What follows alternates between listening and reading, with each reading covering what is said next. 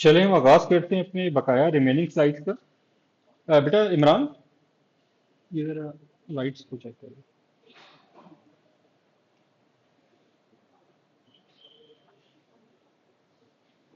तो हम देख रहे थे कि हमारा जो एनएफआरस हैं या जर्नल रिक्वायरमेंट्स हैं, चाहे वो नॉन एफ आ रही हों यानी कि फंक्शनल रिक्वायरमेंट्स भी हों, उनको वेरीफाई करने के लिए कि वो कितने बेहतर तरीके से वो रिक्वायरमेंट्स को बनाया गया है, डिफाइन किया गया है, एक्सप्लेन किया गया है, हमारे पास एक टेक्निक इस्तेमाल होती है स्मार्ट के नाम से। Smart stand for specific, measurable, attainable, realistic और ट्रेसेबल। इसका मतलब है कि जो भी हम रिक्वायरमेंट बना रहे हैं अपनी, चाहे वो फंक्शनल है चाहे वो नॉन फंक्शनल है, नंबर वन वो स्पेसिफिक होनी चाहिए, ठीक है। एक टारगेटेड चीज होनी चाहिए। एक ऐसी चीज ना हो जिसके अंडर 10 एस्पेक्ट्स डील हो रहे हो, ठीक है। जैसे मैं अगर कहता हूं कि मेरा जो सिस्टम है वो एक ट्रांजैक्शन को विद इन 1 सेकेंड कंप्लीट कर दे, मतलब 1 सेकेंड के अंदर अंदर ट्रांजेक्शन कंप्लीट हो, तो बड़ी स्पेसिफिक रिक्वायरमेंट है, ठीक है। अगर मैं इसको क्वालिटेटिव अप्रोच में ले जाता तो मैं कहता कि मेरा सिस्टम फास्ट होना चाहिए। अब फास्ट की डेफिनेशन मेरे लिए कुछ और होगी, आपके लिए कुछ और होगी, किसी और बंदे के लिए कुछ और होगी, तीनों फास्ट को अपने मुताबिक ट्रांसलेट करेंगे। अगर उसकी जगह स्पेसिफिक नहीं होगी, थोड़ी सी वेग हो जाएगी। अगर मैं कहता हूं कि विद इन 1 सेकेंड, आपकी मैक्सिमम टाइम जो है 1 सेकेंड है, 1 सेकेंड के अंदर अंदर आपकी ट्रांजेक्शन कंप्लीट होनी चाहिए, ये बड़ी स्पेसिफिक रिक्वायरमेंट है कि ओके फाइन, आपने 1 सेकेंड का टारगेट अचीव करना है। इसके ऊपर आप टेस्टिंग भी कर सकते हो कि यार 1 सेकेंड ले रही है, 59 सेकेंड ले रही है, 1 मिनट और 30 सेकेंड ले रही है, तो आप इसको वेरीफाई भी कर लोगे, ठीक है ना, रिजल्ट को। ये थोड़ी सी स्पेसिफिक होनी चाहिए, और उसके अंदर हम इसको मजीद डिटेल में जाएं तो उसका मतलब है थोड़ी सी क्वालिटेटिव नहीं होनी चाहिए, क्वांटिटेटिव होनी चाहिए। लेकिन बहुत सी जगहों पे जहां पे क्वांटिटेटिव चीज अप्लाई नहीं हो रही होती, वहां पे फिर आप इसको जितना आप स्पेसिफाई कर सकें, जितना आप इसको डिटेल में लेके जा सकें, जितना आप टारगेट कर सकें, जितना आप इसका फोकस नैरो कर सकें, वो होनी चाहिए। सेकंड चीज, मेजरेबल होनी चाहिए, कि जब आप ये कहने लगे कि हाँ मैंने आपकी ये वाली रिक्वायरमेंट फुलफिल कर ली है, तो आपके पास कोई ऐसा मेथड हो जिसको कोई सेकंड पर्सन, थर्ड पर्सन, जिसके थ्रू ये वेरीफाई कर सके कि क्या जो आप कह रहे हैं, क्लेम कर रहे हैं कि मैंने आपकी ये वाली रिक्वायरमेंट को मेट कर लिया है, ये उसको वेरीफाई कर ले किसी क्राइटेरिया की बेस पे, किसी एक्शन की बेस पे, किसी चेक की बेस पे, किसी टेस्ट की बेस के ऊपर, ठीक। फिर तीसरी चीज बात ये कि अटेनेबल भी हो, क्या वो टेक्निकली फीजिबल है, वो जो आपकी रिक्वायरमेंट बताई जा रही है, और आप उसको डूएबल बना पाएंगे कि नहीं बना पाएंगे, ठीक है ना। ये चीज भी मैटर कर रही होती है कि आपकी रिक्वायरमेंट के अंदर ये टेनेबिलिटी होनी चाहिए, रियलिस्टिक हो। फॉर एग्जाम्पल मैं कहूँ कि अब मेरा सिस्टम 100% साइबर सिक्योरिटी प्रूफ है, उसके अंदर कोई मिलिशियस एक्टिविटी नहीं हो सकती, ये रियलिस्टिक बात नहीं है, बिकॉज डे बाय डे नए थ्रेट्स, नए अटैक्स इवॉल्व होते हैं। तो आप इस रिक्वायरमेंट को मेट नहीं कर पा रहे, तो उसका मतलब है कि एक अनरियलिस्टिक सी वो है। आप ये कह सकते हैं कि मेरे सॉफ्टवेयर का अप टाइम अवेलेबिलिटी के बारे में अगर हम बात करें, तो मैं कह सकता हूं कि मेरा 99.5% अवेलेबल होना चाहिए सिस्टम।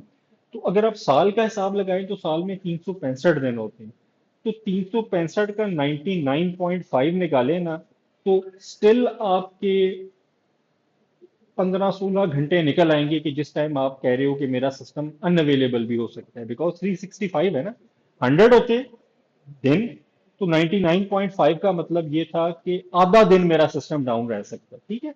अगर हम इसको 365 पे लेके जाएं तो ये तकरीबन 1.5 दिन के करीब का टाइम बन जाएगा 99.5% अवेलेबिलिटी, ठीक है। तो इस चीज को सामने रखते हुए, और उसके जेन्युइन रीजंस हैं, वो जो हमने भी पिछली एनएफआरस पढ़ी हैं, उसमें हमने कहा है कि इसकी स्केलेबिलिटी की रिक्वायरमेंट, मेंटेनेबिलिटी की रिक्वायरमेंट भी ये वजह पैदा कर सकती है कि आपने अपने सिस्टम को थोड़ी देर के लिए डाउन करना है, उसमें कुछ पैचेस अपडेट करने हैं और वापस उसको अप करना है, तो ये जेन्युइन रिक्वायरमेंट भी हो सकती है, जरूरी नहीं कि किसी मिलीशियस वजह से ही हो। इसी तरह से ट्रेसेबल, कि अगर आपने इस डिजाइन का, इस चीज का जो भी आपकी रिक्वायरमेंट है उसको आपने मैपिंग करनी है किसी स्पेसिफिकेशन पे, किसी इंप्लीमेंटेशन पे, किसी टेस्टिंग पे, तो आपके ये चेक्स भी अवेलेबल हों कि आप कहें कि मैंने अपने सिस्टम की अवेलेबिलिटी इंश्योर कर ली है 99.5%, वो कहेंगे कैसे की है, तो आप ट्रेस कर सकें उन पॉइंट्स के ऊपर, अपने सिस्टम के उन कंपोनेंट्स के ऊपर जिसको सामने रखते हुए आप कह रहे हैं कि मैंने 99.5% अवेलेबिलिटी इंश्योर कर ली है। कि जैसे आपने सेकंड डाटा सेंटर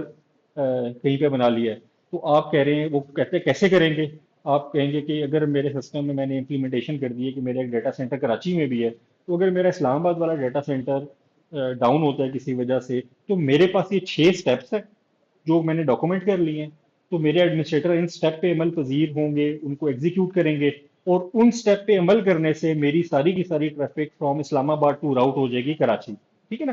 तो वो आप उनको फिर दिखा भी देंगे कि कैसे आपने अचीव किया है, और उसकी ट्रेसेबिलिटी विद इन सिस्टम भी आपको इंश्योर हो जाएगी कि वाकई इन चीज़ों को, इन कमांड्स को एग्जीक्यूट करने से आप अपनी सारी ट्रैफिक को डाइवर्ट कर रहे हैं from IP address of the Islamabad to IP address of the Karachi. ठीक है, इसी तरह से अब आपकी कुछ एक्सेप्टेंस क्राइटेरिया होने भी चाहिए, कुछ उसके ऊपर टेस्ट केसेस, यूज केसेस या सिक्योरिटी के यूज केसेस हमने मेरे ख्याल में 5वें लेक्चर में डिस्कस किए थे, वो भी आपके पास अवेलेबल हो, जिसको सामने रखते हुए आप देखें कि आपका जो एक्सेप्टेंस क्राइटेरिया है वो मेट हुआ है कि नहीं हुआ। तो उसके लिए आप डिफरेंट तरह के टेस्ट परफॉर्म कर सकते हैं, जैसा कि अगर आपने कॉन्फिडेंशियलिटी को सेट करना है तो आप उसके ऊपर डिफरेंट टेस्ट लगा के ये वेरीफाई करवा सकते हैं कि क्या इस यूजर की कॉन्फिडेंशियलिटी एवरी एस्पेक्ट्स में डाटा की इंश्योर हो रही है कि नहीं हो रही। बिकॉज डाटा की कॉन्फिडेंशियलिटी को अगर हम देखें तो वो सिर्फ डाटा एट रेस्ट के ऊपर नहीं होती है, वो डाटा इन ट्रांजिट के ऊपर भी होती है। ठीक है, डाटा ड्यूरिंग एग्जीक्यूशन के ऊपर भी होती है। तो अगर आप कहें कि मैंने डाटा को जब सेव करता हूँ तब वो इनक्रिप्ट होता है, अगर किसी तरह से यूजर आपके रनिंग सिस्टम का एक्सेस ले लेता है और उसके मेमोरी डंप्स ले लेता है, तो उस वक्त आपका डाटा, इसका मतलब है अन इनक्रिप्टेड फॉर्म में पड़ा होगा। चले वो तो अनइनक्रिप्टेड फॉर्म में पड़ा होना ठीक है क्योंकि उसमें प्रोसेस होना है, बट अगर मैं यहाँ से डाटा भिजवा रहा हूँ, फॉर एग्जाम्पल अपने घर में बैठ के मैं एग्जीक्यूशन कर रहा हूँ किसी ट्रांजेक्शन की, और मेरी एक्स वाई जेड बैंक की एप्लीकेशन है, तो वो डाटा जो मेरी एप्लीकेशन से निकल कर अक्रॉस द नया टेल या पीटीसीएल या जैज के लिंक के ऊपर से होता हुआ उस बैंक के सर्वर तक जा रहा है, तो ड्यूरिंग ट्रांजिट अगर वो सिक्योर इंक्रिप्ट नहीं हुआ हुआ, तो इसका मतलब है कि रास्ते में से कोई भी बंदा man in the middle attack अगर करता है तो वो उस डाटा को रीड कर लेगा और सही टर्म्स में रीड कर लेगा, मेरा बैलेंस कितना आ रहा है, मेरी ट्रांजेक्शन में किसको कितनी मनी ट्रांसफर कर रहा हूँ, तो ऑटोमेटिकली वो चीज़ें कंप्रोमाइज हो जाएंगी। तो ये हर एस्पेक्ट्स में किसी भी रिक्वायरमेंट की श्योरिटी और इंश्योरिटी होना, ये एक रिक्वायरमेंट है जो कि किसी ना किसी तरीके से हमें फुलफिल करनी चाहिए। उसके बाद जो यूजर स्टोरेज हमने पिछले वाले लेक्चर में पढ़ी थी, वो जो स्प्रिंट वाले केस में यूजर स्टोरेज, ठीक है, उसके अंदर से ही हमें बहुत सारी एक्सेप्टेंस क्राइटेरिया मिल जाता है। ठीक है, जैसे मैं एग्जांपल देता हूँ कि एक रिक्वायरमेंट थी कि मैं जब फलां फलां फील्ड में डाटा एंटर करूं तो मेरे कस्टमर का अकाउंट क्रिएट हो जाना चाहिए, क्रिएट हो जाए। अब इसका मतलब है कि अकाउंट अगर क्रिएट हो जाता है उन 4 डाटा को प्रोवाइड करने के बाद, तो आपका एक्सेप्टेंस क्राइटेरिया मेट हो गया। इसका मतलब है आपने बोली चीजें अचीव कर ली रिक्वायरमेंट की। ठीक है ना? तो इस तरह से आपकी बहुत सारी यूजर स्टोरेज, मतलब अगर आप कहते हैं कि अम, जो डाटा है वो सिर्फ यूजर को अपने ही अकाउंट का नजर आए, वो किसी और का अकाउंट बैलेंस चेक ना कर सके। अब ये यूजर स्टोरी आई थी, तो उस यूजर स्टोरी में से हम ऑथेंटिकेशन की रिक्वायरमेंट निकाल लेंगे कि अच्छा हम अपने सिस्टम में ऑथेंटिकेशन मैकेनिज्म इंप्लीमेंट करेंगे ताकि हर यूजर ऑथेंटिकेट हो और आफ्टर ऑथेंटिकेशन उसको सिर्फ अपना ही डाटा नजर आए, किसी दूसरे यूजर का नजर ना आ रहा हो। ठीक है ना? अच्छा, तो इस तरह से करके ना कुछ सिंपल सैंपल एक्सेप्टेंस क्राइटेरिया नीचे दिए हुए भी हैं और साथ उसके यूजर स्टोरी दी हुई है। इसको हम जरा एग्जांपल को देख लेते हैं कि कैसे निकलता है। हमारे पास एक एनएफआर थी और उसका यूजर स्टोरी थी कि as a financial analyst I want to see the monthly transaction for my customer so that I can advise them on their financial health. ये एक नॉन टेक्निकल फाइनेंशियल एनालिस्ट बंदे ने आपको अपनी स्टोरी सुनाई कि मैं क्या चाहता हूं। मैं चाहता हूं कि मैं अपने यूजर्स की या अपने कस्टमर्स की मंथली ट्रांजैक्शन को मेरे सामने कोई लिस्ट में नजर आ जाए, ताकि मैं उनको एडवाइस कर सकूं कि देखें आपकी फाइनेंशियल हेल्थ अच्छी जा रही है, आपकी ठीक नहीं है, आप इन एस्पेक्ट्स में ध्यान दें, वरना आपका जो है अकाउंट जो है वो लो या बैड रिपुटेशन की तरफ जा रहा है। अब इसके ऊपर हम एक्सेप्टेंस क्राइटेरिया का बना सकते हैं। नंबर 1, सिस्टम डिस्प्ले करे ऑल ट्रांजैक्शन जो कि किसी सर्च पैरामीटर के ऊपर मुहित हो। अब उसने क्या कहा था कि मुझे उसकी मंथली ट्रांजैक्शन नजर आनी चाहिए। तो हमने क्या किया डेवलपर ने, हमने कहा कि हम उसको 2 पैरामीटर दे देंगे, स्टार्ट डेट और एंड डेट का।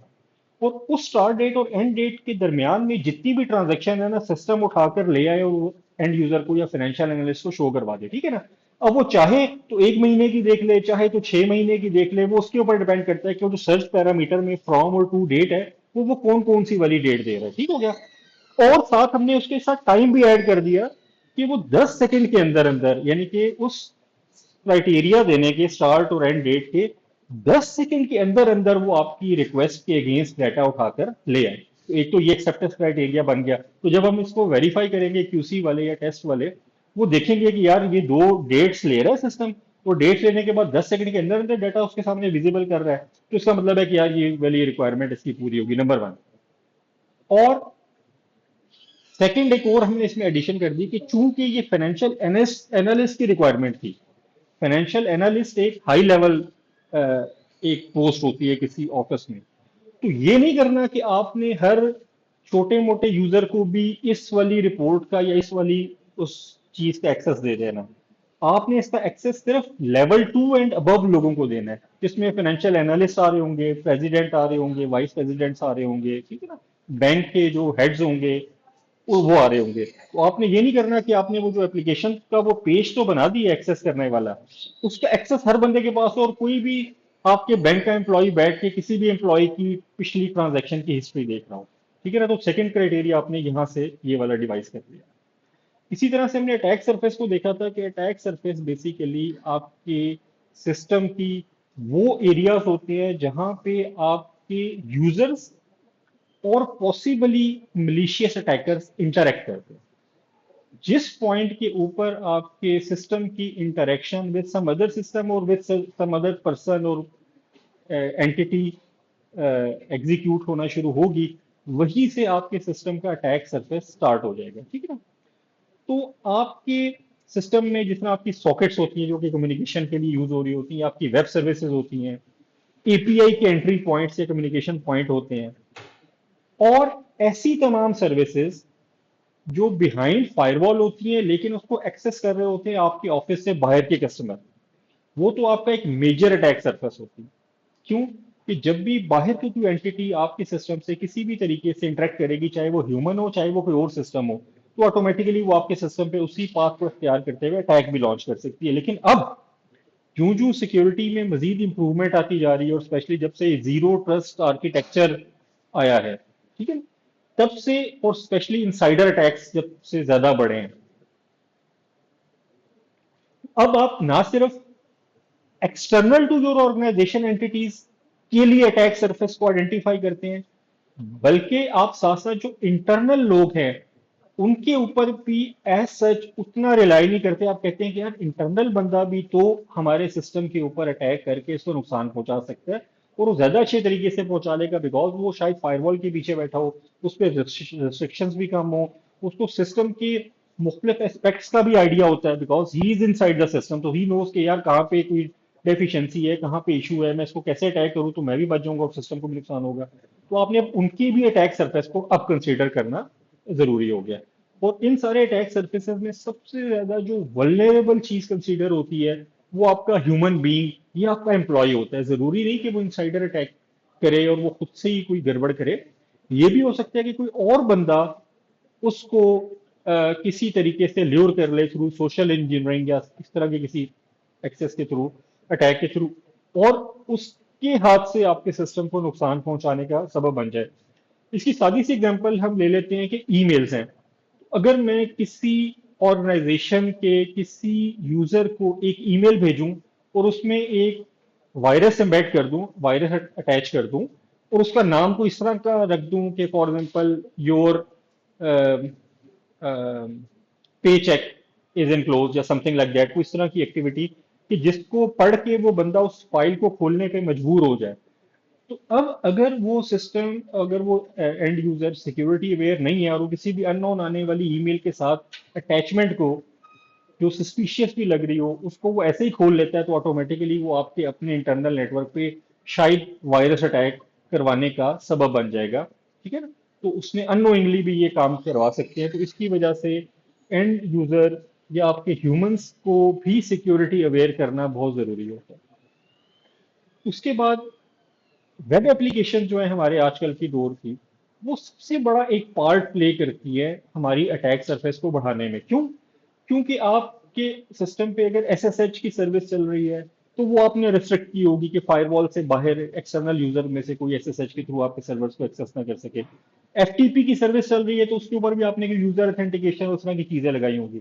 लेकिन आपकी जो वेब सर्विसेज है, वो ऐसी होगी कि आपको उसका एक्सेस देना ही देना है। फॉर एग्जाम्पल, अगर आप किसी बैंक की वेबसाइट में लॉग इन करके उसके अंदर कुछ करना चाह रहे हैं, मतलब अपनी ट्रांजैक्शंस, तो अब आपका जो एक्सेस करने वाला है, वो आपका एक्चुअल यूजर है या नहीं, कि जब तक आप उसको अपनी वेबसाइट का एक्सेस नहीं दोगे और वहां पे उसके सामने यूजर नेम और पासवर्ड वाली फील्ड नजर नहीं आएंगी, तब तक आप ये वेरीफाई नहीं कर सकते। आप ये नहीं कर सकते कि उसको बगैर एक्सेस दिए या पहले वेरीफाई करवाओ कि यूजर है कि नहीं, और फिर वो आपके सिस्टम को एक्सेस कर ले, ठीक है ना। तो इसकी वजह से आपको 443 या 80 नंबर पोर्ट पे HTTP access in any case, attackers के लिए भी और एक्चुअल यूजर्स के लिए भी, सबके लिए भी खोलना ही पड़ता है। क्यों? कि आप वो खोलेंगे, तब उनके सामने वो ऑथेंटिकेशन का सेक्शन आएगा, वहां पे वो अपना यूजर नेम और पासवर्ड डालेंगे, तो फिर वैलिडेशन होगी कि यार हाँ, ये वाले यूजर तो सही यूजर थे, इन्होंने सही यूजर नेम और पासवर्ड डाला है, तो इनको अपने अकाउंट्स का बैलेंस दिखा दो। और ये जो एक्सेस आ रही है, इन्होंने चूंकि सही यूजर नेम और पासवर्ड नहीं डाला, तो शायद ये हमारे यूजर नहीं है, ये कोई मलिशियस पर्सन है, तो इसको आपने एक्सेस नहीं देना। ठीक है ना। तो इसकी वजह से हमारा कुछ ना कुछ attack surface in web application की वजह से ओपन रहता है। और उसके बाद जब आपका अटैक सरफेस ओपन हो गया, तो वो जो पेजेस हैं वो अटैकर एक्सेस कर सकता है, चाहे वो डायरेक्टली करे, चाहे वो किसी तरीके से ब्रूट फोर्स करके उस तरह की एक्टिविटी करके करने की कोशिश करे, ठीक है ना। और जहां जहां पे कोई यूजर आपके सिस्टम से इंटरेक्ट कर सकता है, वहीं वहीं पे एक अटैकर भी आपके सिस्टम से इंटरेक्ट कर सकता है। और जो यूजर है वो वैलिड डाटा आपको दे रहा होगा, अटैकर आपको मिलीशियस डाटा दे रहा होगा, ठीक। तो उसके लिए फिर आप उसके लिए कोई ना कोई वैलिडेशन वाले एस्पेक्ट्स इंप्लीमेंट करोगे, जो हमने पहले देखे, ठीक है। और इसी तरह से वो तमाम फंक्शंस जो हैं, जो इस तरीके से एक्सेस हो रहे होंगे या यूटिलाइज हो रहे होंगे, वो सारे के सारे आपके अटैक सरफेस के अंदर आ जाएंगे, ठीक है ना।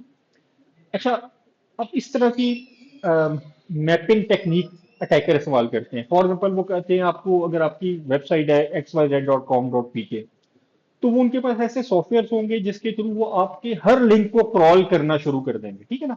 वो क्या करेंगे कि वो आपकी एचटीएमएल को स्टडी करेगा, वो टूल, उसमें जितने एचरेफ के टैग्स आ रहे हैं, जो बेसिकली लिंक के लिए इस्तेमाल होते हैं, उन सबको वन बाय वन अपने पास लिस्ट डाउन करेगा, फिर उनमें से भी हर एक को खोलेगा, ठीक है, उनको रीड करेगा, उनके एचटीएमएल के कोड को, उसमें जो एचआरएफ के टैग्स मिलेंगे उनको अपने पास नोट डाउन कर लेगा।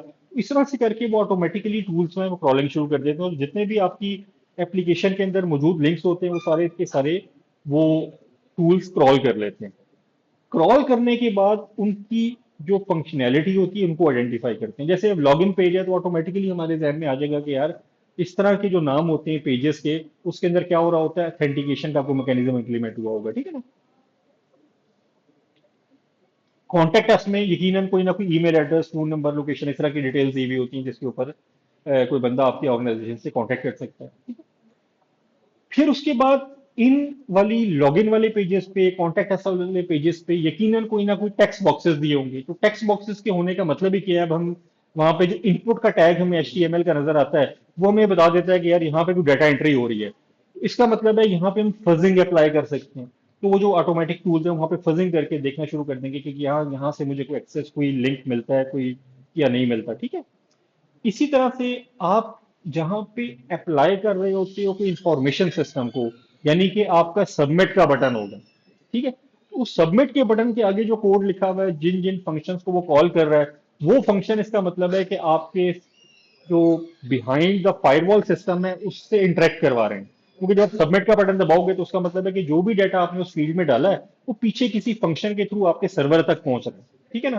तो वो पॉइंट आपको बता देगा कि यार, जहां जहां पे सबमिट का बटन एग्जीक्यूट हो रहा है, यहाँ यहाँ पे वो इंटरेक्शन पॉइंट है आपके सिस्टम के साथ, वहां पे वो अपनी मुख्तलिफ तरह के अटैक ट्राई कर सकते हैं, ठीक है। इसी तरह, अब इन सारे मामलात को देखने के लिए आप कुछ बेस्ट प्रैक्टिसेस अख्तियार करें। तो बेस्ट प्रैक्टिस क्या होती हैं? आपके इंडस्ट्री के हवाले से कुछ स्टैंडर्ड्स होंगे, कुछ गाइडलाइंस होंगी, कुछ डुएबल थिंग होंगी, जिनकी वजह से एटलीस्ट सारे के सारी जो उस एरिया की ऑर्गेनाइजेशंस हैं या उस फील्ड की ऑर्गेनाइजेशन है, वो एक तरह की सिक्योरिटी स्टेटस मेंटेन कर लेंगे। ठीक है, बाकी आप हाई करना चाहें तो डजेंट मैटर, लेकिन एटलीस्ट बेस्ट प्रैक्टिसेस जो होती हैं वो आपको एक बेस लाइन प्रोवाइड कर देती हैं। अगर आप अपने पास को इम्प्लीमेंट कर लें तो आप अपनी हमअसर ऑर्गेनाइजेशन या जो आप ही की तरह की मजीद ऑर्गेनाइजेशन काम कर रही हैं वो सारी की सारी एटलीस्ट एक ग्रिड पे आ जाती है। अब आप इससे मजीद आगे जाना चाहें तो आपके अपने हाथ में है कि आप मजीद इस पर सिक्योरिटी लगा दें, मजीद कंट्रोल्स लगा दें, लेकिन एटलीस्ट राइट थिंग्स जो लाजमी आपको करनी चाहिए उसका आपको आइडिया बेस्ट प्रैक्टिसेस से मिलना शुरू हो जाता है। अच्छा, फिर कई बार ये होता है कि आपके डिपेंड कर रहा होता है कि आपकी जो ह्यूमन रिसोर्सेज होती हैं वो सारे वेल अवेयर नहीं होते किसी कंसेप्ट से। कुछ लोगों को ज्यादा पता होता है, कुछ लोगों को कम पता होता है। अब ऑटोमेटिकली जिन लोगों को ज्यादा पता होगा वो लोग तो अपने अपने एरिया के अंदर अच्छी सिक्योरिटी, अच्छे ऐसे कंट्रोल, अच्छे मेजर्स इख्तियार कर लेंगे जिसकी मदद से आपका सिस्टम बेहतर परफॉर्म करेगा। बट अगर आप बेस्ट प्रैक्टिसेस पे जाएंगे तो आपकी फिर वो नॉलेज डिपेंडेंसी से ज्यादा नॉलेज की ना होने की वजह से होने वाले नुकसान जो होते हैं ना वो आपके कवर अप हो जाएंगे। ठीक है। अच्छा, इसी तरह से आपके कुछ फिजिकल सिक्योरिटी कंट्रोल्स होते हैं जो कि आप अपनी सिक्योर जगहों पर लगा सकते हैं। जैसे आपका सर्वर रूम है, अब सर्वर रूम में इवन आपके एम्प्लॉयज का भी एक्सेस नहीं होना चाहिए, सिर्फ उन एम्प्लॉयज का होना चाहिए जो आपके सर्वर्स को मैनेज करना चाह रहे हैं, लाइक आपके एडमिनिस्ट्रेटर्स हो गए और इस तरह के जो लोग होते हैं। ठीक है ना। इवन जो सॉफ्टवेयर साइड के लोग होते हैं उनको भी नॉर्मल अच्छी ऑर्गेनाइजेशन में एक अलग से कमरा दिया जाता है, उसे कंट्रोल रूम कहते हैं। तो उन्होंने अगर कोई सॉफ्टवेयर के अंदर कोई चेंज करनी है, कोई नया कोड डिप्लॉय करना है तो वो कंट्रोल रूम में जाके डिप्लॉय करते हैं। कंट्रोल रूम में सिस्टम्स लगे हुए होते हैं, उसमें वो जाके अपना नया कोड कॉपी करते हैं, वहां से सर्वर को एक्सेस करते हैं और वहां जाके पेज डिप्लॉय करते हैं। उनको भी डायरेक्ट फिजिकल सर्वर वाले एरिया में एक्सेस नहीं दिया जाता। ठीक है। क्यों? कि अगर आपने मुझे नहीं पता यहाँ का है डेटा सेंटर यहाँ पे कोई बना हुआ है आपके इधर यूनिवर्सिटी के अंदर? यहाँ डेटा सेंटर बना हुआ है यूनिवर्सिटी के अंदर? ठीक है ना। तो अगर आपका कभी वहाँ विजिट हो तो आप देखेंगे कि नॉर्मली अच्छे डेटा सेंटर होते हैं उसमें ह्यूमिडिटी भी कंट्रोल होती है, उसका वो एनवायरनमेंट भी उन्होंने डस्ट फ्री और इस तरह से रखा हुआ होता है। ठीक है ना। तो वो कहते हैं कि यार जितने लोग इसमें इन आउट होंगे वो यकीनन इसके अंदर किसी ना किसी बिगाड़ का सबब बनेंगे। ठीक है ना। उधर इवन आपने शूज भी, जितना ऑपरेशन थिएटर में जाते हुए आपके शूज अलाउड नहीं होते, इसी तरह वहां पे भी अगर आप जाएं तो या तो शूज के ऊपर आपको कवर्स पड़े हुए होंगे वो आप पहन के अपने जूतों पे जाएंगे, ताकि अगर आपके जूतों के नीचे कोई मिट्टी के ज़रात हैं तो वो आपके साथ सर्वर रूम के अंदर जाके वहां से वो सर्वर के अंदर, सर्वर जो हार्डवेयर फिजिकल पड़े हुए हैं उसके अंदर वो डस्ट पैदा करने का सबब ना बने। ठीक है ना।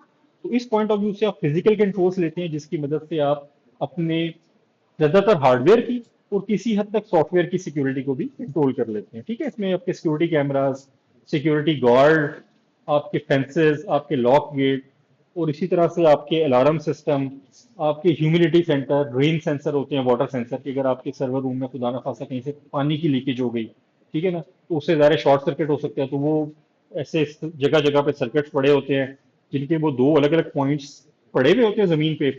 खुदा ना खासा जो ही पानी आएगा तो चूंकि पानी में करंट ट्रांसफर हो जाता है, तो वो दोनों जब पॉइंट्स होते हैं वो आपस में मिलेंगे ड्यू टू पानी, तो वो अलार्म बजना शुरू हो जाएगा कि आपके सर्वर रूम के अंदर पानी आ गया, बिकॉज वो पानी की वजह से वो दोनों का आपस में सर्किट कंप्लीट हो जाएगा। ठीक है ना। इस तरह से उन्होंने चीजें इंप्लीमेंट की हुई होती हैं। फिर अगर आप एयरपोर्ट पे जाए ना तो एयरपोर्ट पे आप देखेंगे कि उन्होंने एक एरिया बनाया होता है। तो वो कहते हैं कि पूरी लाइन है पीछे मुसाफिरों की और वो वन बाय वन एक बंदा आता है, वहां पे एक गेट लगा हुआ है, आपका साथ सामान वाला है, वो सामान आप उसमें डालते हैं, एक बंदा उस सामान को देख रहा होता है एक्सरे के थ्रू कि इसके अंदर कोई मिलीशियस चीज तो नहीं है। दूसरा बंदा आपको पहले गेट से गुजरवाते हैं, फिर उसके बाद आपको फिजिकली हाथ के थ्रू चेक करता है। तो ये एक आपका ना एक सिक्योर एरिया सा एक बना दिया जाता है, एक सिक्योरिटी पैरामीटर बना दिया जाता है जिसके अंदर वो उस सिस्टम से इंटरेक्ट करने वाली चीज, जैसे एयरपोर्ट पे इंटरेक्शन कौन कर रहा होता है? आपके मुसाफिर। तो वो उन मुसाफिरों के डिफरेंट एस्पेक्ट्स को सिक्योरिटी के पॉइंट ऑफ व्यू से चेक करते हैं। इसी तरह से आप भी अपने सिस्टम के अंदर आप कुछ एरियाज बना देते हो जिसके अंदर रहते हुए आप चीजों को जरा ज्यादा अच्छे तरीके से चेक करते हो। ठीक है। इसके अंदर जैसा कि मैंने अपने पिछले उस आवर में बात की थी कि अभी 3 टियर एप्लीकेशंस का दौर है।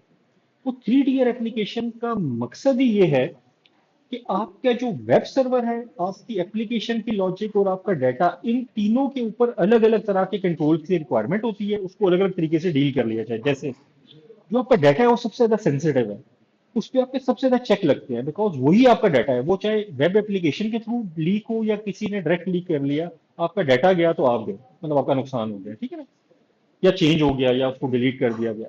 तो आपके डेटाबेस सर्वर या डेटाबेस टीयर के ऊपर सबसे ज्यादा सिक्योरिटी कंट्रोल इंप्लीमेंट हुए होते हैं। तो अगर आपने तीनों टीयर अलग अलग की हुई है ना, तो आप कहोगे ठीक है, डाटा के ऊपर बहुत हाई सिक्योरिटी चाहिए, तो इस डेटाबेस सर्वर के ऊपर या इससे जो एक्सेस हो रही है चीजें, उसके ऊपर मैं हाई सिक्योरिटी इंप्लीमेंट कर दूंगा, ठीक हो गया। फिर होती है बिजनेस लॉजिक। बिजनेस लॉजिक में आप ये देखते हो कि अच्छा, अकाउंट क्रिएट करना है, ट्रांजैक्शन को ऐसे मूव करना है, 6 महीने के बाद वेरीफाई करवाना है, बायोमेट्रिक। या अगर हम यूनिवर्सिटी का एग्जांपल लें, तो जब अटेंडेंस के अंदर मॉडिफिकेशन का कोई रिक्वेस्ट आती है, तो चेक करो कि यार एंड यूजर कौन है, टीचर है, स्टूडेंट है, फैकल्टी का है, क्या है, ठीक है, इस तरह के जो चेक्स होते हैं, ये सारी आपकी बिजनेस लॉजिक्स में आती है, ठीक है। अटेंडेंस डेटाबेस के अंदर जाके एक टेबल में एंट्री करनी है, वो कोई भी भेजेगा, डेटाबेस उसको एक्सेप्ट करेगी और अपने पास स्टोर कर लेगी। लेकिन तो वो कौन सा बंदा अटेंडेंस को सिर्फ रीड कर सकते हैं और कौन सा वाला चेंज भी कर सकता है, ये जो लॉजिक है, ये आपकी बिजनेस लॉजिक में आ जाती है चीज, ठीक है। तो इसको आप मिडिल टीयर में रख लेते हो, ठीक है। तो इसके ऊपर आप रिलेटिवली टेक्निकल सिक्योरिटी से ज्यादा फंक्शनल सिक्योरिटी लगाते हो, कि ये हमारे फंक्शंस के हिसाब से होगा, कि मिनिस्ट्री के मुताबिक ये फंक्शन है कि इंस्ट्रक्टर ही अटेंडेंस को चेंज कर सके, तो ये फंक्शनल रिक्वायरमेंट आ गई, ठीक है। तो वो हम बिजनेस लॉजिक में इम्प्लीमेंट करते हैं। और वेब सर्विसेज जो होती हैं, जो वेब सर्वर होते हैं, और वेब सर्वर में आप अपने एंड्रॉइड का वो जो एप्लीकेशन वाला एरिया है उसको भी आप काउंटर कर लो, आईओएस वाला भी काउंटर कर लो, ठीक है ना। ये सारी आपकी प्रेजेंटेशन लेयर है, इसमें आपकी सबसे कम सिक्योरिटी होती है, क्योंकि एप्लीकेशन हर एक बंदे ने खोलनी है। वो तो बाद में लॉगिन कर पाए या ना कर पाए, कि मतलब एप्लीकेशन तो हर बंदा खोल लेगा, ठीक है। आपकी ये जो यूनिवर्सिटी की कोई एप्लीकेशन है, वो हर बंदा इंस्टॉल कर सकता है, चाहे वो आपका स्टूडेंट है कि नहीं, ठीक है ना, क्योंकि प्ले स्टोर पे पड़ी हुई है। तो ये वाली चीज पे सबसे लीस्ट सिक्योरिटी होती है, ठीक है ना। तो इसको आप बिल्कुल अलग रखते हो। अगर ये तीनों चीजें आपने एक ही लेवल पे रखी होती है, तो आपको क्या करना पड़ता है कि जो सिक्योरिटी आपने डेटाबेस पे लगाई है, उसी लेवल की सिक्योरिटी आपकी वेब एप्लीकेशन पे भी लगी होती, क्योंकि फिर मुनासिब नहीं थी, क्योंकि फिर लोगों को वेब एप्लीकेशन एक्सेस करने में बड़े मसले आते हैं, एक्स्ट्रा सिक्योरिटी लग जाती है, ठीक है ना। तो टीयर्स में ले जाने से आपको बेनिफिट ये होता है कि आप हर टीयर पे रिलेटिवली रिक्वायर्ड सिक्योरिटी लगाते हो, खर्चा भी कम होता है, हैजल्स भी कम, मसले भी कम आते हैं उसके अंदर, ठीक है ना, और आपकी एंड यूजर्स के लिए भी आसानी होती है। फिर हमारे पास एक कॉन्सेप्ट होता है डिफेंस इन डेप्थ का, इसको भी हम इससे पहले देख चुके हैं। इसमें हम क्या करते हैं कि हम कहते हैं कि यार, चूंकि अटैकर ने हमारे ख्याल में कभी ना कभी कामयाब हो ही जाना होता है, हम इसका सिर्फ ड्यूरेशन बढ़ा रहे होते हैं, टाइम ड्यूरेशन। जैसे अगर मैं आर्मी में हूँ और मैंने कहीं अटैक करना है, और मैं अपनी फौजियों को ये मैसेज भेज रहा हूँ कि आपने कल 10 बजे अटैक करना है, और इनक्रिप्ट करके भेज रहा हूँ, अगर तो ये वाली बात मेरे दुश्मनों ने कल 10 बजे से पहले पढ़ ली ना, तब उनको फायदा है। अगर उन्होंने ये 2 दिन के बाद पढ़ी तो क्या फायदा है, वो 10 बजे तो मैं अटैक कर चुका हूँ, उनको तो वैसे ही पता लग गया होगा कि 10 बजे हमारे पे अटैक हो गया, ठीक है ना। तो हमारी जो इन्फॉर्मेशन होती है ना, उसका एक टाइम विंडो होती है, उस वक्त तक वो फ्रूटफुल होती है। उसके बाद अगर वो उस कॉन्फिडेंशियलिटी ब्रेक हो जाए, कोई वो गड़बड़ हो जाए, तो इतना इम्पैक्ट नहीं आता। कभी कभी तो ज्यादातर नलीफाई इम्पैक्ट आता है, कोई जरूरी इम्पैक्ट नहीं आता। जैसे ये वाली एग्जाम्पल है कि अगर 10 बजे से पहले दुश्मन को पता लग गया ना कि 10 बजे अटैक करना है, तब वो उसका कोई हल कर लेंगे। अगर 10 बज गए, अब उनके सामने ये बिल्कुल ओपन टेक्स्ट में भी ये मैसेज खुल जाए ना, तब भी इनको फायदा नहीं होगा, बिकॉज उससे आप वो कोई फायदा नहीं ले सकेंगे, वो तो ऑलरेडी काम हो चुका है। आप ये करते हैं कि आप अपने सिस्टम्स में लेयर्स बनाते हैं, ताकि अगर किसी तरह से आपकी पहली लेयर ब्रेक हो भी जाती है, तो अगली लेयर हो सिक्योरिटी की, इंफॉर्मेशन आपकी बिल्कुल मिडल मिडल में पड़ी होती है, और आपकी जो सबसे क्रिटिकल इंफॉर्मेशन, सबसे क्रिटिकल एसेट होते हैं, वो आपके मिडल में होते हैं। उसके around and around and around आप लेयर्स बनाते चले जाते हैं, ठीक है। तो जो आपका जिस तरह 3 टीयर था, तो आपकी डेटाबेस सबसे हाई जोन में होगी, हाईली क्रिटिकल जोन में होगी। उससे पहले बड़ी सारी चीजें लगी होंगी, फायरवॉल भी होगा, नेटवर्क की चीजें भी होंगी, ठीक है ना, कोई वैफ भी लगी होगी, वेब एप्लीकेशन फायरवॉल, इस तरह की चीजें। और जूं जूं आपकी ज्यादा यूजर इंटरेक्टेड सिस्टम्स आते जाएंगे, वो इस सिस्टम से जरा दूर दूर दूर दूर होते चले जाएंगे, ठीक हो गया ना। तो लेयर्स का मकसद सिर्फ ये होता है कि आप इतने हर्डल्स अपने अटैकर के राह में खड़े कर दे, कि वो अगर एक को किसी तरह से ब्रेक कर ले तो अगला हो, अगला ब्रेक कर ले तो उससे अगला हो। इन द मीन टाइम आप वो जो गोल्डन टाइम लिमिट होती है ना उसको पास ऑन कर दें। उसके बाद अगर यूजर किसी तरीके से वो अटैकर आपकी इंफॉर्मेशन तक पहुंच भी जाए तो उस वक्त तक उसका इम्पैक्ट खत्म हो चुका उस मसले तक पहुंचने का। ठीक है? तो इसी तरह से हमारे पास दो मैकेनिज्म होते हैं, एक होता है फेल सेफ और एक होता है फेल सिक्योर। आप इसकी एग्जांपल लो कि हमने ना यहाँ पे बाहर या अपने सर्वर रूम के बाहर एक बायोमेट्रिक डिवाइस लगाई हुई है, और उसमें जो लोग रजिस्टर्ड हैं सिर्फ वही आपके सर्वर रूम को एक्सेस कर सकते हैं। अब आप सपोज करो कि आपकी लाइट चली गई, पावर डिस्टर्ब हो गई, अब वो दरवाजा खुला रहना चाहिए या पक्का लॉक हो जाना चाहिए? ये फर्क है फेल सेफ का और फेल सिक्योर का। अगर तो आप कहें कि दरवाजा, अगर तो सिस्टम में कोई इशू आता है जिसकी वजह से सिस्टम ऑपरेशनल नहीं रहता, तो वो अपने सारे सिक्योरिटी कंट्रोल्स को हटा दे, तो ये आपका फेल सेफ मैकेनिज्म होगा कि जो ही आपकी सिक्योरिटी वाले सिस्टम में कोई गड़बड़ आई और वो अपने आप को एग्जीक्यूट करने के काबिल नहीं रहा, तो आप बेसिकली सेफ्टी को सामने रखो, अपने चेक्स हटा दो। इसके हम एग्जांपल ऐसे ले लेते हैं कि अगर हमारे सिस्टम्स लॉक है इस एरिया के और वो सिर्फ वेरीफाइड लोगों के लिए खुलते हैं, और जल्जला आ गया और आपकी वो पावर्स खराब हो गई और अब आपके वो ऑथेंटिकेशन के जो लॉक्स लगे हुए हैं जो सिर्फ फिंगरप्रिंट से खुलते हैं, वो अगर उनको पावर नहीं मिल रही है, वो अब आपको वो मशीनें ही नहीं चल रही जिसके ऊपर आप फिंगर लगाते हैं और वो ऑथेंटिकेट करती हैं, तो ऐसी सूरत में जितने भी एम्प्लॉय उस बिल्डिंग के अंदर हैं वो बाहर ही नहीं निकल सकेंगे। और जल्जला आ गया था तो अब आपने अपनी जान बचाने के लिए बाहर भागना है। अगर आप बिल्डिंग में फंसे रहेंगे, आग लग गई, तो आग की वजह से होता है ना कि जब आग लगती है तो अक्सर उस एरिया की यूटिलिटीज को बंद कर दिया जाता है, बिजली बंद कर देते हैं। तो अगर इस एरिया में आग लग गई और उन्होंने पीछे से बिजली बंद कर दी और आपके वो जो फिंगरप्रिंट डिवाइसेज हैं वो बंद हो गई, तो दरवाजे भी पक्के जाम हो गए, तो अब क्या होगा? जो अंदर फंसे हुए हैं वो बाहर नहीं जा सकेंगे, तो वो तो बेचारे अंदर ही जल के मर जाएंगे। तो इस तरह के एरियाज में, इस तरह के सिनेरियोज में आप फेल सेफ मैकेनिज्म इंप्लीमेंट करते हो कि अगर किसी इशू की सूरत में आपके दरवाजे फुली ओपन हो जाएं ताकि आप फटाफट बाहर भाग जाए इस बिल्डिंग से और अपनी जान बचा लें। फेल सिक्योर का मैकेनिज्म ये होता है कि कोई इंटरप्शन होती है जिसकी वजह से आपका सिस्टम अपनी एक्टिविटी को परफॉर्म करने के लिए, वैलिडेट करने के काबिल नहीं रहा, तो वो अपने आप को पक्का बंद कर ले, जब तक फिर कोई प्रॉपर तरीके से आके उसको ओपन ना किया जाए, पावर वापस रिस्टोर ना की जाए, तब तक वो खुले ना। फॉर एग्जाम्पल आपका बैंक है और बैंक के अंदर स्ट्रॉन्ग रूम होता है जिसके अंदर प्रीशियस आइटम और मनी वगैरह स्टोर की हुई होती है। तो अगर कोई बंदा किसी तरीके से उस सिस्टम की पावर, उस स्ट्रॉन्ग रूम की जिसके अंदर आपके लॉकर्स पड़े हुए हैं, प्रीशियस आइटम्स पड़े हुए हैं, मनी पड़ी हुई है, अगर मुझे पता हो कि इसमें फेल सेफ लगा हुआ है, तो मैं सबसे आसान काम क्या करूंगा? बजाय उस लॉकर को तोड़ने के, मैं उसकी पावर को फारे कर दूंगा। तो पावर फारिग होगी तो दरवाजा खुल जाएगा, मैं अंदर जाके सारी चीजें लूट के ले आऊंगा। वहां पे फेल सिक्योर मैकेनिज्म इंप्लीमेंट होगा। फेल सिक्योर में क्या होगा कि अगर किसी वजह से उसका ऑथेंटिकेशन मैकेनिज्म उस लॉकर का, उस सेफ का खराब होता है, तो अपने आप को पक्का लॉक कर ले। फिर वो जो कोई बैंक के प्रॉपर मैनेजर्स वगैरह हैं वो अपनी अपनी स्पेशल वाली चाबियां लाएंगे, वो आके इसको खोलेंगे, पावर रिस्टोर करेंगे तो दरवाजा खुलेगा, वरना वो पक्का बंद हो जाए। तो ये फेल सिक्योर में आ जाता है। ठीक है? सिनेरियो टू सिनेरियो आप देखते हो कि यार मैंने फेल सिक्योर डालना है या फेल सेफ डालना है। ठीक है? फिर आता है लीस्ट प्रिविलेज।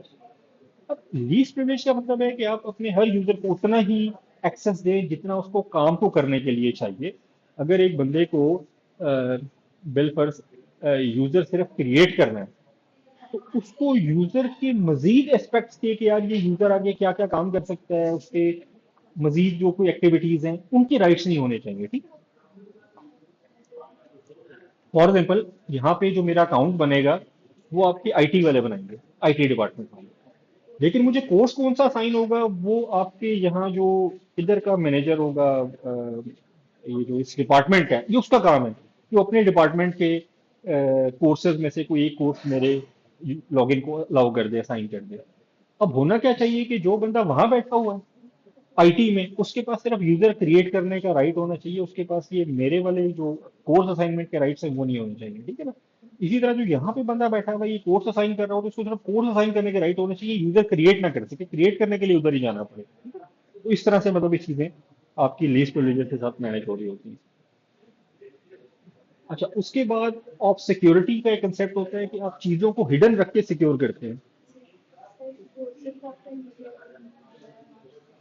इधर में। हाँ हाँ,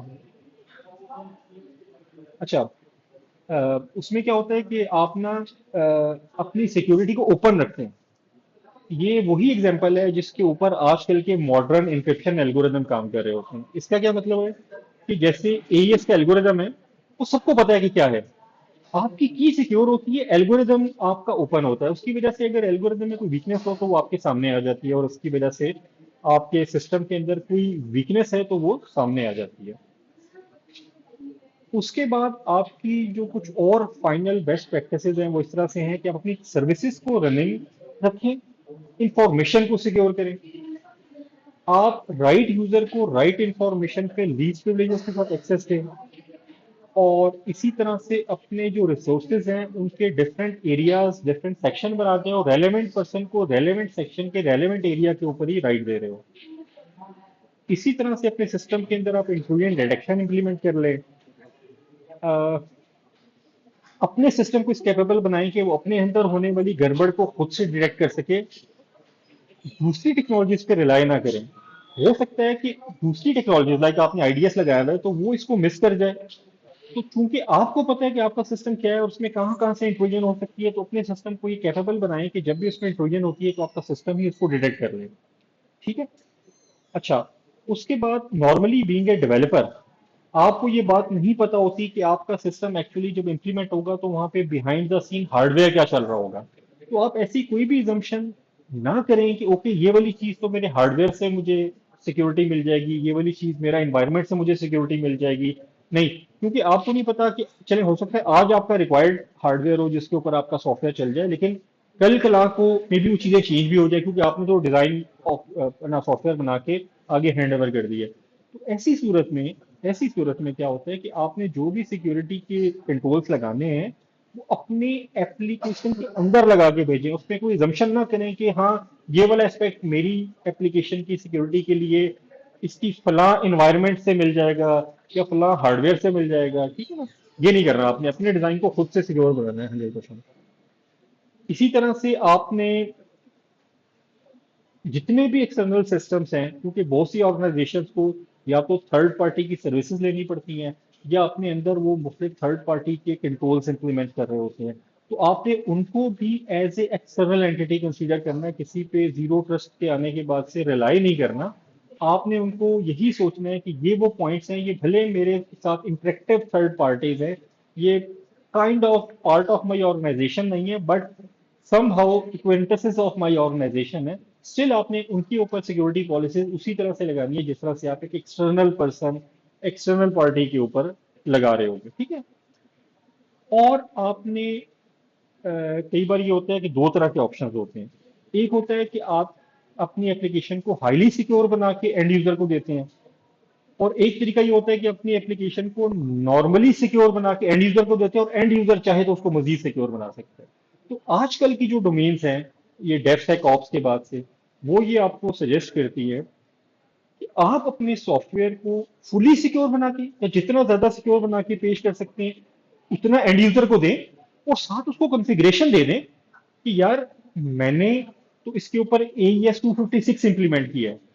अगर आपको AES 256 की रिक्वायरमेंट नहीं है तो आप इस जगह पे जाके चेंज करें तो आप AES 128 पे जा सकते हैं। ठीक है। इस जगह पे जाके चेंज करें तो आप सिक्योरिटी को बिल्कुल ही कॉन्फिडेंशियल वो जो इंक्रिप्शन को खत्म कर सकते हो, लेकिन मैं आपको डिफॉल्ट में फुली सिक्योर बना कर दूंगा। ठीक है। तो आपने अपने हर सिक्योरिटी एस्पेक्ट को फुली काउंटर करना है, अनलेस आपका एंड यूजर खुद से उसके अंदर कुछ चेंज ले आए। ठीक है। और फिर ये एक छोटी सी मैपिंग हुई भी है, इसको आप देख लीजिएगा कि जितने हमने NFRs पढ़े हैं और जितनी बेस्ट प्रैक्टिसेस पढ़ी हैं, कौन कौन सा NFR किस किस बेस्ट प्रैक्टिसेस के साथ लिंक है, और कौन कौन सी बेस्ट प्रैक्टिस किस किस NFR पे नॉन फंक्शनल रिक्वायरमेंट पे मैप हो रही होती है। ये सारी छोटी सी समरी जो है ना हमें ये वाला टेबल प्रोवाइड कर रहा होता है। ठीक है ना। और ये एक प्रोफेशनल टेबल है जिसको नॉर्मली ऑर्गेनाइजेशन में बहुत ज्यादा यूज किया जाता है, और इसके थ्रू जब आपके सामने मैपिंग हो जाती है कि यार अच्छा अगर मैंने डिफेंस एंड डेप्थ अप्लाई करना है अपनी ऑर्गेनाइजेशन में, तो मुझे NFR में से किन किन चीजों को इंश्योर करना पड़ेगा तो मेरी ऑर्गेनाइजेशन में डिफेंस इन डेप्थ डिप्लॉय हो जाएगा। तो इस तरह से इस मैपिंग के बाद फिर आप जहां जहां पे इंटरेक्शन में क्रॉस आ रहा है उन उन एरियाज को अपने सॉफ्टवेयर डेवलपमेंट मेथोडोलॉजीज में टारगेट करते हो, तो टारगेट करने के बाद आप इसको कवर कर लेते हो। यहाँ तक आपका कोई सवाल है तो बताइए।